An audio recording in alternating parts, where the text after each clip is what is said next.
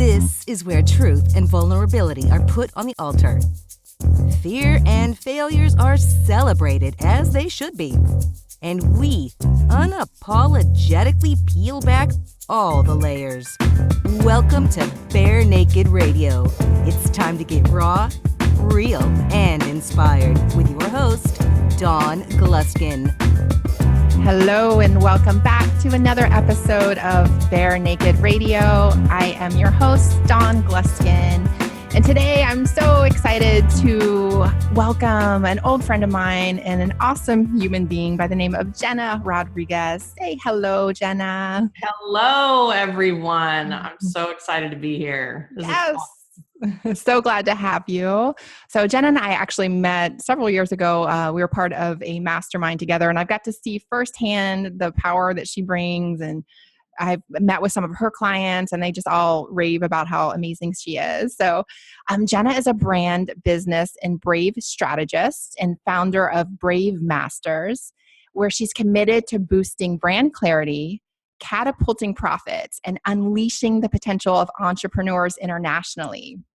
She teaches service-based business owners how to capitalize on their natural abilities and package and price their greatest strengths so they can create a money-making, world-changing brand. That's so good. Over the last decade, as an entrepreneur, she's learned that the one thing needed to reach one's fullest potential in life and business is brave. I can say amen to that because right? You've been there. Yeah, totally. And that's the whole concept of bare naked is like it takes such amount of bravery to show up as who you are in the world and just strip down and be that person. That's right. Yeah. So we have a lot in common, and that'll unfold as we start getting into some of Jena's story here. But so let's just dive right in. I like to talk a little bit at first, just to let people know kind of how you got where you are, like your passion, like your path here, because as we all know, being an entrepreneur is not always an easy gig. It's very rewarding. I wouldn't change a thing. But the truth of the matter is it can be hard sometimes, and there's a lot of obstacles to overcome. So, how did you get here, and what keeps you going and gets you out of bed serving every morning and excited about what you do? Yeah. So this is great. I appreciate that, question and perspective, because I think people look at us sometimes and go, oh, she's got it all figured out. She has no problems. And I'm like, you want to bet? Right. So let's see. Let me see if I can keep this kind of on the Cliff Note version. But bottom line is I came out of corporate America about 12 years ago, and I was a controller, and I was helping other business owners, obviously, manage their books and financials and profit enhancement and things like that. So I was really good at numbers. And actually prior to that, I was really good at art and creativity as well. That's kind of my superpower, is I bring both of those together. And It's a rare combination. That's very cool. Yeah. Well, I used to think it was like something wrong with me, but now I'm willing to embrace it fully. Yeah. And I dabbled in fashion design and makeup artistry and did some freelance around that. So I guess that was kind of my first toe tip into entrepreneur, or at least trying to work for myself, right, on a freelance basis. Mm-hmm. But quickly I ended up back and working for someone else, so I've always had an inclination for leadership, and every time I would be in a job or a position, I would kind of rise to that. And so I think that's a big part of why entrepreneur was always appealing to me. I just didn't have the mentorship. My mom was a housewife and an artist, but didn't really capitalize on that. I mean, she did her job, which was to take care of us kids. And then my dad was a computer programmer, hence the left and right brain, I think. We have that in common too. Same scenario at my house. Exactly. I didn't Interesting. But I'm poor. I hate math. That's where the similarity ends. I'm good at math, but I just don't like spreadsheets. They're not my jam. Like counting, all that, I will hire that out gladly. Yes, right. Someone else do that. Yeah. But, and so I had, this dynamic, and obviously it paid off well, but I didn't have the entrepreneur, mentor to really look up to. So I had to figure that out on my own. So bottom line is, in 2000, like I said, I guess it was 2006, I got kind of burnt out in corporate America. I was very heavily into the accounting side of things, and I am a creative on the other side. So that part of me was kind of getting ignored. Right. And I saw an opportunity to buy a storefront that in a suburb, kind of, just minutes away from where I lived.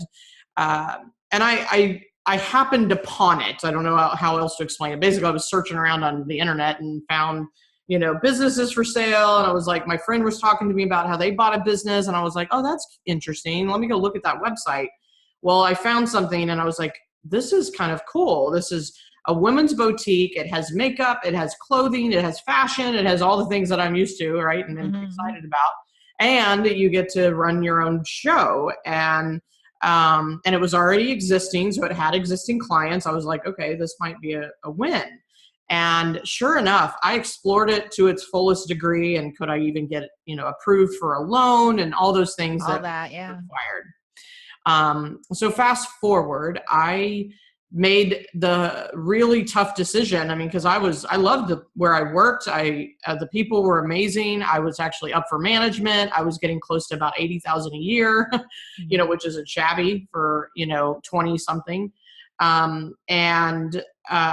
It was just like my heart was missing something. And so I took this opportunity and I, of course, had a conversation with my husband. I said, I believe I can do this. And I know it's a risk, but I'm like, I want to do this. I want to figure this out.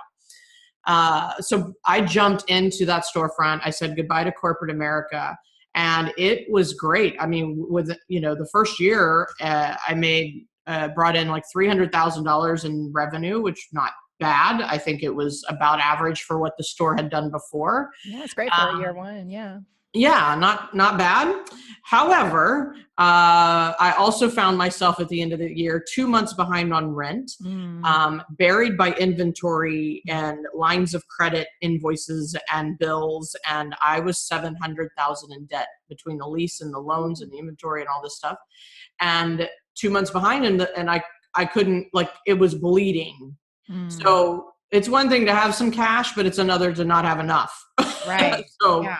Cash is king in a business. You have to have that cash flow in, or that's really the number one cause of a business going under is running out of cash. Yeah. Running out of cash. That's exactly what I did. I had maxed out all of my capital resources that I knew of, right? That I could possibly, lines of credit and credit cards and, other than taking equity on my house, which wasn't even really, there wasn't any, at that point. We had built a house, like 2 years before. So there really wasn't any equity. And bottom line is I was sitting across at the point of no return, sitting across from a bankruptcy attorney at that point, going, what are my options? I am stressed to the hilt. I can't figure this out. Like, what do I do? And she said, you have two options. She said, or three, but she said, mainly one is you could restructure and keep the business afloat and pay back the debt, but restructure. That's one type of bankruptcy. And I said, okay, well, how much is that going to cost me? And she's like, $11,000. And I said, well, I have 9. I don't have $11,000 to my name. And, I had like everything that was left in the business account. Right. And then she said, well, the other one is unless, if you don't want to keep the business going and you think it's time to get out, she said, then you have to file personal bankruptcy and you qualify because everything's business related. More than 50% of it's business related.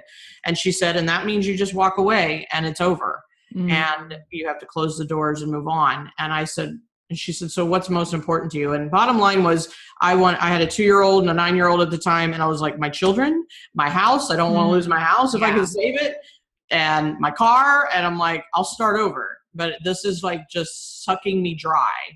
And it was 1 year after I was so excited about this like opportunity and my vision and my dream for multiple locations and all these things.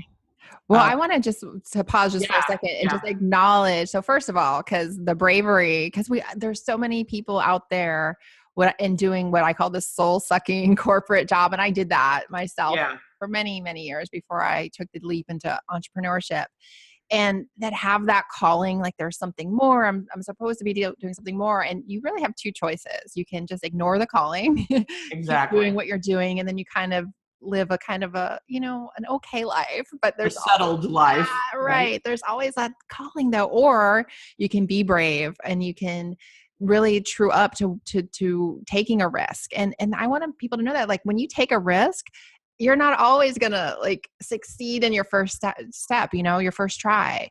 Sometimes you have to fall, but there's so much about falling and getting right back up. And Yeah. so I want to acknowledge the bravery in that, just taking that step. Thank you. And also in the bravery of being so vulnerable and honest about what happened, because I have a similar story. I had a technology company before my Bliss Communications, and my short version is we went from 0 to 3 million in annual revenue and then back to 0 again 7 years later. And so I had a similar ending as you, where we lost everything and I was on the line personally, and I had to make that same decision. And there's such a stigma around that, like, I'm a failure. And like, people think when a business goes bankrupt or you have to file a bankruptcy that, you're irresponsible. And there's all these things that come up, all these judgments that we make up. But it's really, at the end of the day, it's a business decision.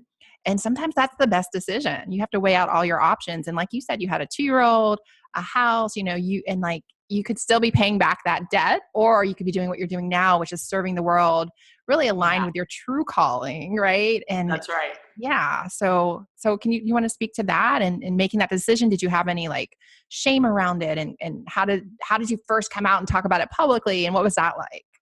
Yeah, for sure. I'm glad we're talking about this, because like you said, there is such a stigma. And first, the stigma was myself, my own head. Yes, that's where it starts. Yeah. We're our worst critics. Yeah, completely. Yeah. And here's the naked truth is that I had lived my whole life afraid of bankruptcy. And so this is what happens when you live in fear. Yeah, you attract what you're afraid of. Yeah. Yeah. So get rid of those fears, people. Yes.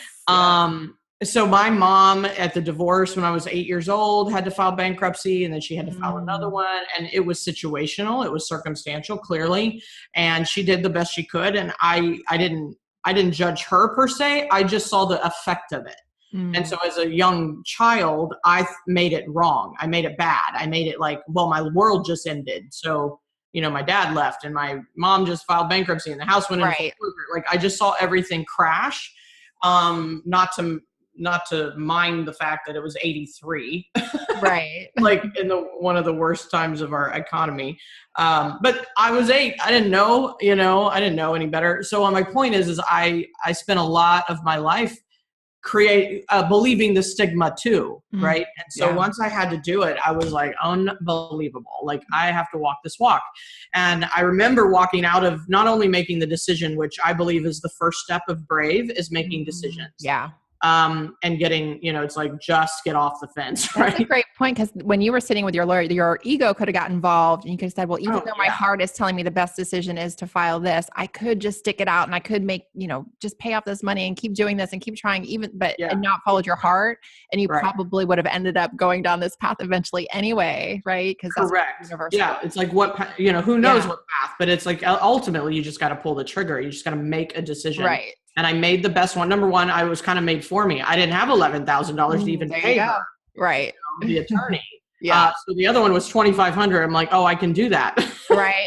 So it was nice that the universe sent you a bone there and helped you make the right decision. No, exactly. I mean, I was just like, I went home and I had to, obviously talk to my husband because it impacted him too. Right.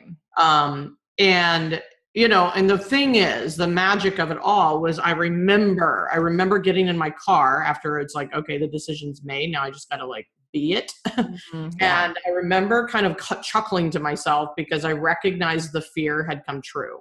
And then let me just say this. It took me, let me add it up. It took me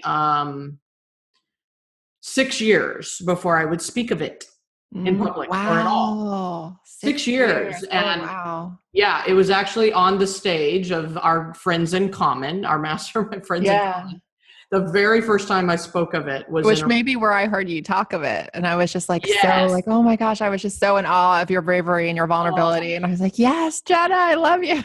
Oh, thank you. Well, this is what, that was the first time. That's yeah, that was the first time. wow. I'm like, I can't believe I just said this out loud. Yeah. But it was the most freeing moment is to be vulnerable Isn't and it? be real. Yeah. Yeah.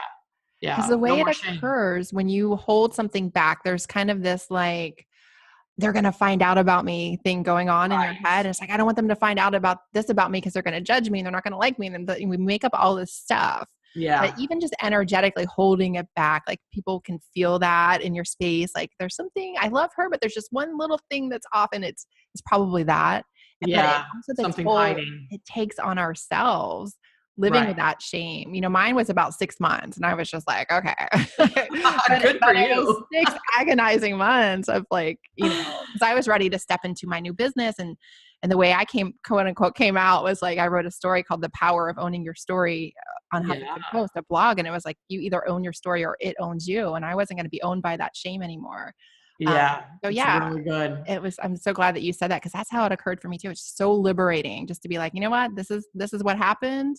And I'm not ashamed of it. Like you can have your judgments or not, but I found people really empower people when they're brave and vulnerable like that. Was that your experience as well? Oh, 100%. I mean, I got off that stage. Of course, I had just like felt it, right? Bare my soul. Yeah. And I had this one woman walk up to me and I know her well now. I know her very well. And she's like a millionaire, right? But she had gone through it too. Yeah. And she walked up to me in tears and she goes, "Oh my God, you're like me." And she goes, right? And she said, "I am so grateful that you just shared that story." And I mean, she was crying and I'm like starting to cry. And what I saw in that moment, and clearly now that's been years ago. And what I saw is that your story is not something to hide behind. It's something to connect us all. And so if I can change, and so from that point on, I started speaking more and more. I mean, I got my brave on around that because I used to not speak in public either. Right. That was pretty much my first kind of year of. That was me too. So another check in the income inbox. Yeah. I know we could go down a whole checklist. And I'm glad to know this. You and I have known each other a while, but I'm really glad to know more of our in commonness. But so I just see, and I this is what I want people to hear right now is that. It is not to be shameful. It is not to hold in. It's not to think you're separate from anyone else. It's like the stories bring us together. And if there is judgment on any other part, anybody else, it's their judgment. It's actually their stuff going on. Absolutely. And it's not about you. And so if someone can't be with the fact that or hire me because or any of that stuff, then you're not my people. Right. That's such a great point. Yeah. And I've gotten really clear on that. It's kind of like, and I have only received more blessings and more like gratitude and more people connecting with me because I share my story and share who I am. And it's a scary, scary thing to do initially. Because you just don't know what, it's kind of like what is going to happen. What's going to happen? Yeah. My worst are going to come true. They're going to hate me. They're going to judge me, all that. And then it doesn't happen and it becomes so much easier. And this is how it is for me. And I imagine for you too, it almost becomes like talking about what you had for breakfast. It's like, oh, I had bananas and oatmeal and, oh yeah, I filed bankruptcy a few years ago. Exactly. It's like, no big deal. No big deal. Just chocolate or vanilla. No big deal. Exactly. Yeah. I mean, I've got so many, and I've shared this on other shows now at this point. It's like, I lived in an abusive home in, my childhood years. I've moved out of my home at 14. I've been homeless in 1999 when I moved to Houston with a carload and a cat. Like I lived a lot. I just tend to pick up and go really quick. That's been my life. I think it came from a survival process initially, and now it's a choice, right? Now it's like, I don't dwell. Even with the bankruptcy, the next day I was like, all right, I'm free of that. Now what? What's next? That's such a great way to be. What's next? And I bet you with that freedom, that liberation that came, like, that you were freed up to do what's next, because you get stuck, right? When you're in the worry of how do I handle this? What am I going to do next? And the shame and all that stuff, it just energetically holds you as a prisoner. So there's something about freeing it up, making a decision, right? Not holding it in, not being ashamed of it, being vulnerable, being open. it just frees you up. It's really liberating. Yeah. And I mean, it's just real, right? It's Yeah. just life. And, and it's how we respond to life, not it's like, it's not about having these circumstances, because circumstances are going to happen. Yeah, we all I have mean, our version of period. that. We Yeah. all have, and it might not be bankruptcy, or, it could be relationships or business or Yeah. illness, Anything. or like, really, we all have our own version of struggle. There's no human being alive that is immune to struggle. It's part of our experience. And it's actually why we're here, is how we grow. And it's how we become who we are, is how we work through all that stuff. But That's right. there's something you said earlier that I really want to highlight for our listeners, is that when you do share your story, when you are vulnerable and open and brave, in your head, your worst fear is they're going to reject me. They're not going to love me. That's like Correct. something that's ingrained in our DNA. Like we want our tribe to accept us and love us. So we tend to be scared to be who we are. But what you heard with Jena and what happened with me, and what happens is people see themselves in your story. Like the details may not be the same, but they see their pain, their struggle, and they're just so relieved. It's almost like permission. It's like, oh my God, thank you for doing that. You just gave me permission to be who I am. It's like people are waiting for permission, and there's something like a ripple effect that happens that I've witnessed, and I know you've seen it too, and it's quite beautiful. And that's why I'm doing this show, and that's why I love what you're up to, Jena. And it's we need more of that. Everyone's, we can all put the perfect filter picture on Instagram and post the highlights on our Facebook and all that, but we want real. The world wants real. Yeah. And from a business standpoint, like people flock to that. The right people, to your point earlier. You might turn some people away, but those aren't your people. The right people. Don't try to be all things to everyone. That's like a branding 101. Right. Yeah. Yes. Like, just stop. It's like it's a lot of wasted energy. And I'll be even more transparent. It's funny, coming into this year, I always am looking, what's my next brave, right? Like what do I need to step into and step up for? And one of the things that I'm going bigger with is, I built my business, speaking in public. Of course, that was my first brave, because I used to not do that either. Right. And you did great too, right? On your first. That's how we met, right? Yeah. Basically. Yeah. So, yeah. And it's changed my business. It's changed my life. It's changed my confidence in myself and all that. So I highly recommend just getting your brave on it at any level that you can do so. And then I was like, okay, what's next? And I came into this year and I was like, all right, it's time to go way big online. Like I'm used to now, 5 years in, I'm used to speaking belly to belly. I'm like, okay, I can do the stage. I can get in front of people and be vulnerable, and I can do all that. And but this year I said, okay, if I don't do as much on stage, but I do the platform called online, right? The internet, the world at large, how big do I have to play, to get the visibility that I really want? And so when you start to look at people that have 1 million followers, I don't have that yet, right? I don't have 1 million. I will, because I say so. But I love it. But it scared the crap out of me. I sat there on the edge. I was sitting there going, and I had to figure it out. Like, I was like, why am I hesitating? What am I hesitating? I had to go into inquiry about it because I couldn't see it immediately. Right. And the words showed up. I immediately saw that I was back to the fear or the hesitation around being judged again. Right. And so every time you step up and think bigger, yes, you risk that judgment. And then sure enough, as soon as I saw it, I was like, okay, here we are again. Like, what am I going to do with it? And I set it aside. I said, okay, am I willing to be judged? That's the bottom line, because that's where the emotions came in. And that's such a great point too, because when we kind of overcome our fears, it doesn't mean for life. Like, they will show up again. It's like what's called an upper level thing, I call it the upper limit, right? Right, an upper limit. So you're like pushing to that next level, and all that old crap comes back up again. You're like, oh man, didn't I already heal all this? Like, what's going on? But it'll come, and I love how you are just like, what is my next brave? Like you push yourself. You know how much growth is on the other side of that.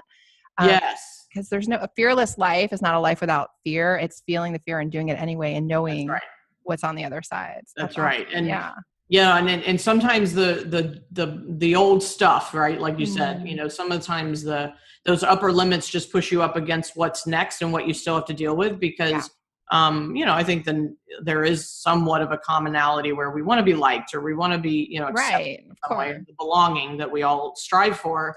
And yet that's not, it's like, you're not here and meant to serve everyone in the world. And there's going to be people that love you and people that hate you, and they have their opinions, and we have to stay strong to who we are for the sake of those we do serve, and for the sake of those Absolutely. that are a yes. Yeah. Because then that's who's listening and that's who's watching. And I love your, permission's a good big word for me too. It's like, the more we get our brave on, this is what I say all the time. It's like, the more we're brave masters, the more you give permission to someone else to be a brave master. Yeah. It's Yeah. really a ripple effect. It's so powerful. Yeah, exactly. I like that. It's so good. So good. And so what's next for you? I know we're running out of time here, and I would love to talk to you all day because you have some great stories, and I love what you're up to, and I love how you like push through that, bravery and getting past the next hurdle. But yeah, some people would love to see what you're up to. So what do you got going on, and where can they find you online and all that good stuff? Sure. Yeah. Thank you so much for just even having me. I love this. Absolutely. I love what you're up to with this podcast, especially. And because it's right up my alley. And like, the more we can be real, the better. And, so like I absolutely mentioned, I'm building more of an online following and just being bigger at that, being, like really putting myself out there in a bigger way, scary and all, whatever that means. And so part of that is I'm actually building an online, course that I'm excited about, because it's 100% A to Z, nuts and bolts of everything I did to build, the multi 6-figure business I have, and the generating, the 1.2 million that I've generated by speaking and by being brave. Right. So ironically, like, this is what I'm going to teach. And we teach what we need to know, right? Or what we've learned. Yeah. It's cool how it comes full circle like that. Correct. I was sitting there because I was like, what do I want to create my course around? I'm like, well, hold on a minute, teach what you know and teach what you've done. Yeah. And what you've overcome. Give them all the goodies. Right? Yeah. So I'm so excited about that. And you and I were talking beforehand. I've also partnered with 2 of my colleagues that I've known for years.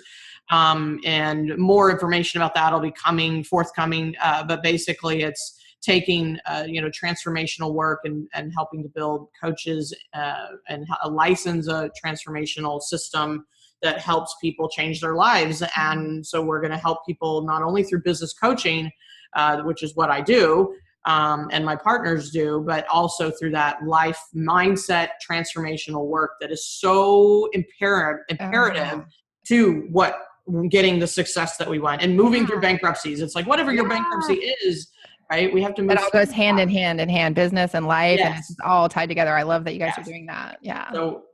So we're doing that. But in the meantime, Brave Masters is growing and expanding, and we're taking on just a handful of a few more private clients that are really ready to play bigger. And we've got a group program, and I'm just really hyper focused on putting myself out there in a bigger way so that I can serve even more people. Oh, I love that. And just really impact them with, my story and my successes and my little superpower called, creative plus the numbers and strategy, and just help them find their superpower so that they can monetize it and live kind of the business life that they want to live. And entrepreneurship is just so important to me, I think. And I obviously had to come to it in my own time. But it is for me about potentiality versus limitation. And once you're an entrepreneur, the only thing that limits you is you. Absolutely. Yeah. We can create our own reality. It's so powerful. Yeah. And change lives in the process, which I love about you, because you're all about service of others. It's not about you. I mean, it is about you, but you have that heart too, which I love. Absolutely. Yeah. Thank you. Yeah. Win-win. I want us all to win for sure. So good. And I think you had a freebie too for people that want to work on their brand strategy. Absolutely. Yeah. So I'm excited also this year. We're launching, I have another book that I've written. And so I just want to offer the audience a free ebook to that. And so it's bravemasters.com/ebook. And they can have a free download of the ebook. We're working on the print version as we speak. So the print version will start happening soon.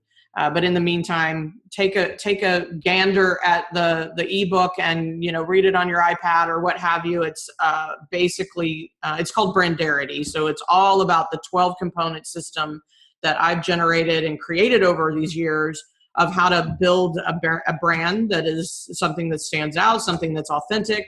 But in the meantime, also is very clear that there's a strategy behind it and what that looks like. So there's, just 12 components that I move people through, and that book walks everybody through it.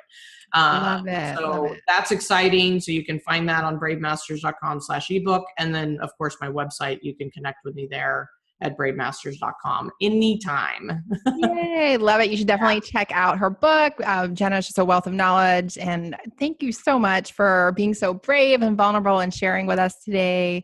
It's been a pleasure having you on the show. And I will also have all of her links up at barenakedradio.com in the show notes. So if you missed it, if you're driving right now or whatnot, you can go check out the site and just get access to everything. So thank you so much, Jena. It's been a real pleasure. No, thank you so much. I really appreciate this, Dawn, and I'm so excited for you and all the new things you're up to. And who would have thought we were be kindred spirits? So. I know. I love it. Thank awesome. you. Awesome. Thanks so much. Thank you for listening to Bare Naked Radio.